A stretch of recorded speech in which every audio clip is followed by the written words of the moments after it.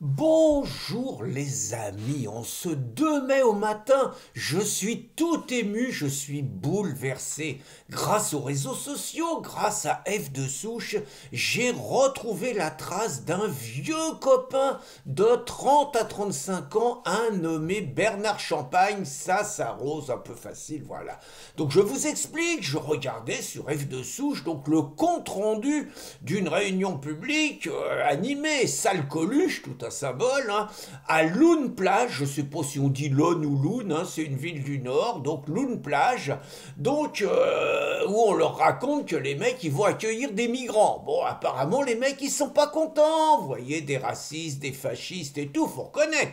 C'est une ville, j'ai regardé, hein, Loun Plage, premier tour des présidentielles 2022, Marine 45%, deuxième tour 65%. Donc les mecs, faut les rééduquer. Et pour les rééduquer, faut leur coller des migrants. Comme ça, ils verront la réalité du vivre ensemble, du multiculturalisme, de l'enrichissement multiculturel, et ils voteront mieux. Donc le maire, qui s'appelle Rommel, Rommel, un nazi, hein, comme le maréchal, déjà ça trompe pas ça. Donc le maire, il avait organisé cette réunion publique et apparemment, comme à Calac, comme partout, hein, j'ai un peu donné là-dedans, bah, les gens influencés par ces news à cause de Zemmour et tout, ils veulent pas des clandestins. Et donc très majoritairement, les mecs paraissaient bien remontés.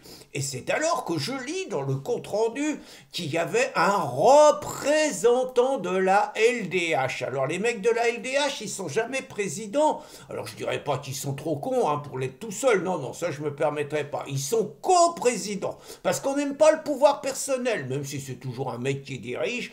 Et donc je découvre que le co-président, un mec qui s'appelle Bernard Champagne, est intervenu et qu'il était troublé le malheureux parce que le maire avait utilisé le mot invasion. Alors le maire, il a dit qu'il a fait que retranscrire la vie de sa population, 65% qui vote Marine. Et donc mon copain Bernard Champagne, il a expliqué que si le mot invasion était juste, c'était terrible parce que ça voulait dire que ceux qui s'y opposaient étaient des résistants et que ceux qui étaient favorables étaient des collabos. Un moment de lucidité, mon copain Bernard. Il a vu clair, tu l'as dit, Bouffi. Alors, je me suis dit quand même, c'est pas possible que ce Bernard Champagne-là, ça soit le Bernard Champagne que j'ai connu il y a 35 ans quand j'étais en région parisienne. Et de gauche, et j'ai fait des recherches, c'est bien lui, c'est le même.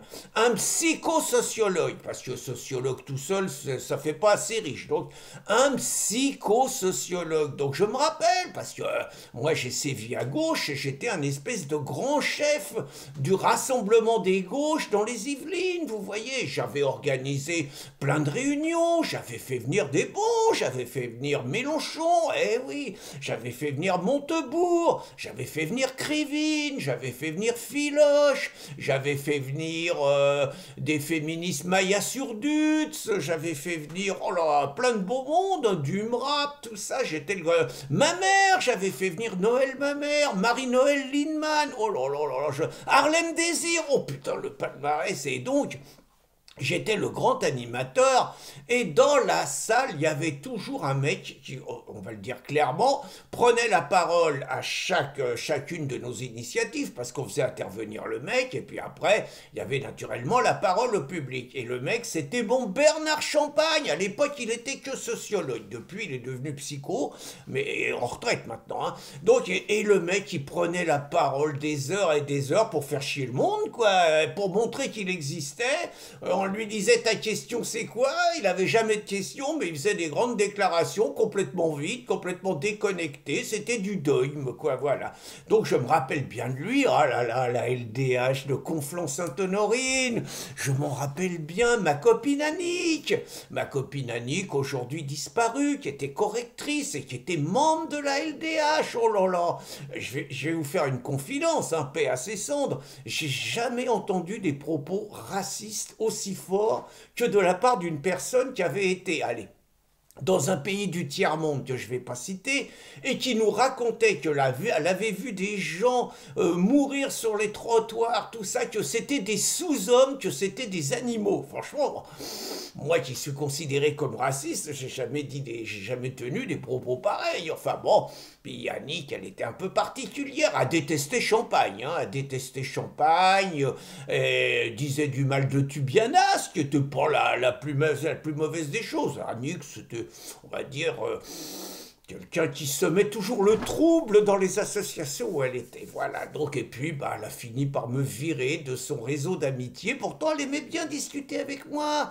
J'ouvrais les yeux, elle m'avouait qu'elle avait peur de Chanteloup, elle avait peur des petites racailles quand elle prenait le train. Elle m'avouait ça qu'à moi, hein, évidemment. À la LDH, elle disait tout le contraire, hein. Et j'ai le souvenir, alors là j'étais grillé à jamais au niveau de la LDH, pourtant j'étais pas encore passé du côté de la face obscure, j'étais toujours de gauche, mais j'avais vu une réunion de la LDH, 500 personnes hein, à Conflans, sur l'histoire israélo-palestinienne. Et alors là c'était grandiose, il y avait, je me rappelle très bien à la tribune, il y avait mon grand copain Tubiana, celui qui m'a coûté mon premier procès, hein, ça j'oublierai jamais, même s'il est plus là. Hein, donc il y avait Tubiana, il y avait Daniel Mermet, il y avait la nièce de Yasser Arafat qui lui-même est le neveu du grand moufti de Jérusalem, donc il y avait la nièce de Yasser Arafat, Leila Chaïd, pas bête elle, hein. Il y avait Gaillot, il y avait les associations palestinos, c'est tout, et donc on avait eu droit pendant 2 plombes, ils avaient tous pris la parole, en gros les Israéliens c'était des salauds, et les Palestiniens ils étaient gentils, quoi, voilà. Et donc moi je me rappelle à la fin j'avais pris la parole, j'avais dit que j'étais étonné, que la réunion est tournée autour de la paix, que moi j'étais d'accord pour la paix, mais j'étais étonné, j'avais pas entendu parler une fois du Hamas, qui me semblait-il n'était pas parmi les plus pacifiques des Palestiniens et les moins suspects de vouloir beaucoup de mal aux Juifs. Oh là là là là, un silence glacial, hein, vous voyez. Un silence de plomb qui dure plusieurs secondes, c'est long, hein. Et puis les mecs à la tribune, ils se regardent, et puis bon, faut y aller, donc tout le monde essaye de me démolir par derrière, Tubiana et tout, je tiens tête à Tubiana depuis la salle, et surtout à la sortie, plus personne me parlait, même mes potes, ils s'éloignaient de moi et tout, c'était grandiose, hein. Donc... bon, évidemment, la LDH, depuis, bah, je leur dois quelques procès, pas seulement Tubiana, ma copine Sophie Mazas. Bon, on les retrouve toujours quand il y a des... quand on est aux côtés des habitants qui refusent les migrants, bah eux, ils sont évidemment avec les collabos, hein, puisque Bernard Champagne les appelle comme ça, hein, les collabos qui veulent imposer l'immigration à des populations qu'on ne veut pas, et surtout qui refusent toute perspective de référendum, hein. Le référendum, c'est bien pour la retraite, mais quand il s'agit de l'immigration, surtout pas le droit. Donc j'ai découvert que mon copain Champagne, il est donc maintenant à Dunkerque. J'ai lu qu'il a rencontré une dame qui habitait à Dunkerque et qu'il est venu s'installer à Dunkerque. Grand bien lui fasse, qu'il rencontre l'amour, le bonheur. Vous voyez, moi je suis pour le bien-être de l'humanité, même de ceux qui m'aiment pas trop. Donc je suis quand même, hein, je retiens surtout de tout cet épisode les propos de mon copain Champagne, donc c'est si c'est une invasion, et je crois qu'il est difficile de le contester, ceux qui s'opposent à l'invasion sont des résistants, c'est nous. Et ceux qui favorisent l'invasion sont les collabos, c'est lui. Donc salut mon copain Bernard, qui j'en suis sûr regardera cette vidéo. Et surtout mon copain Bernard, si tu veux qu'on se revoie, essaye de pas déposer plainte contre moi, ça serait quand même un peu minable, un peu médiocre, et il y a mieux à faire. Bonne journée les amis!